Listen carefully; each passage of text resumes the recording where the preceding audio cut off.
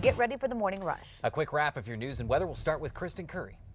Good morning. We'll begin with our next big weather maker. Small disturbance moving in, helping the showers and storms stay alive out west this morning. But by lunchtime, we're going to be fighting some drier air moving in from the west. So there's a little bit left over across southern Colorado and the northern mountains. But through the rest of today, just a lot more sunshine to finish our Tuesday and head into Wednesday. Fernanda?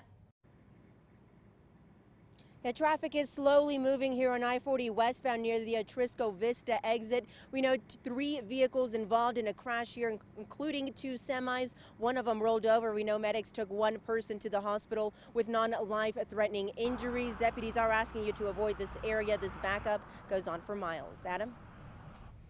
Today, the federal trial against accused cop killer Devon Lyman continues. Lyman is on trial for being a felon with a gun. That gun is what police say he used to shoot and kill APD officer Daniel Webster a year ago during a traffic stop. Federal prosecutors showed video from Officer Webster's body camera to make their case that Lyman pulled the trigger.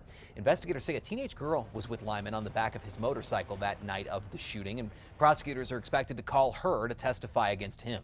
A former APS teacher accused of inappropriately touching a student is waking up in Michigan while he awaits trial here.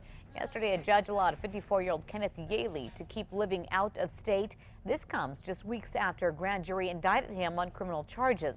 The district paid the family $750,000 as part of a settlement.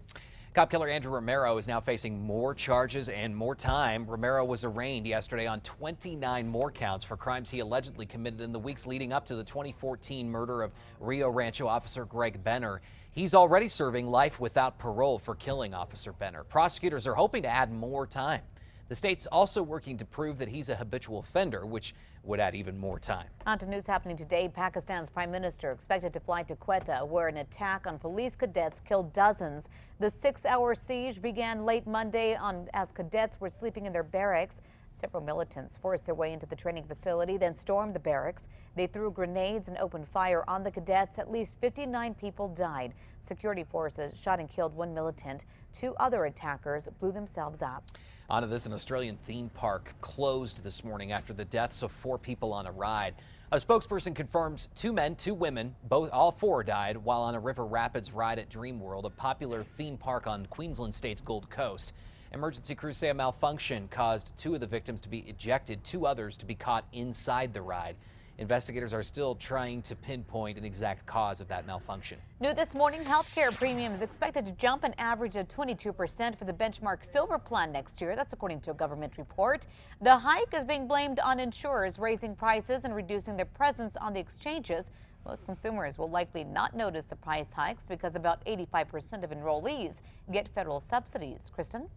Today's Metro Threat Index at a 3, looking at the possibility of some spot rain this morning, because as we get into this afternoon, it's the drier air working in. So if we see anything at all today, it's going to be a little bit of rain. There's a possibility of some embedded thunderstorms in here, but this is going to be our biggest concern, and we'll keep you updated as those showers move in. Crystal? Morning, the governor putting her foot down. Some funding will stay in education after Governor Susana Martinez vetoed $22 million in proposed cuts to public school programs. She chose to strike cuts to performance-based pay incentives for teachers and other hallmark initiatives. They were in a package just approved by the state legislature to address a nearly $600 million operating budget deficit. Well, the state is bringing the MVD to you. This new mobile MVD unit is designed to make sure that residents in rural parts of the state who don't have access to MVD offices get the services they need without driving hundreds of miles out of their way. It will also visit places like job fairs, college campuses, assisted living centers, and the state fair.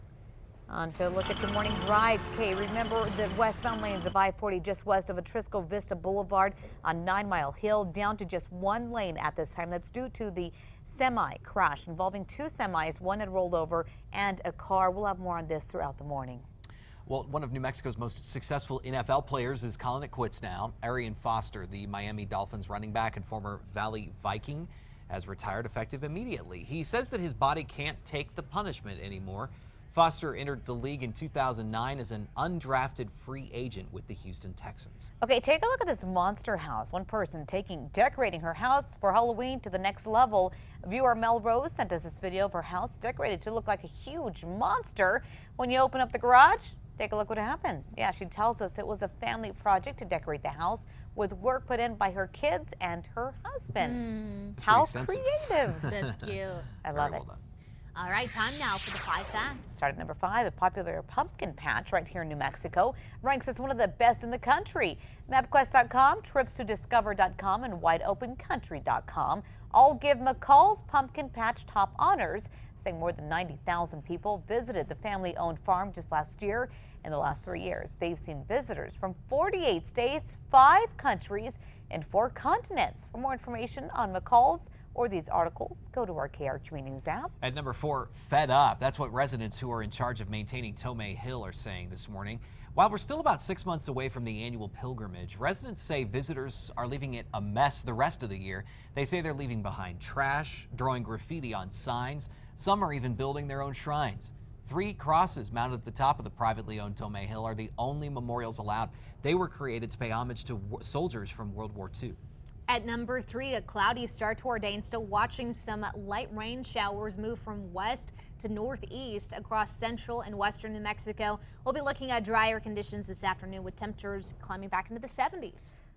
At number 2, New Mexico is one of only 9 states that doesn't allow voters to write in presidential candidates. What makes our state especially unusual is write-in campaigns are allowed for other races, just not for president. Do you think we should be allowed to write in a candidate for a presidential election? You can take our poll right now on the KRQE News app. On to number 1 now this morning. Some funding will continue to stay in education. Governor Susana Martinez vetoed $22 million in proposed cuts to public school programs. The governor decided to strike cuts to performance-based pay incentives for teachers and other hallmark initiatives. Now, we have a lot of information on how the state legislature is trying to shore up that $600 million operating budget deficit. If you want to read that, go to our website, KRQE.com, or check out our KRQE News app. Lots ahead on Fox New Mexico this morning, including it's National Disability Employment Awareness Month, and there's an effort underway to help those who may be suffering from disabilities. So we're going to be talking with somebody about that coming up in our next Also, hour. we got an exclusive tour backstage of The Lion King. Cool. You don't want to miss that. Stay with us. We'll be back on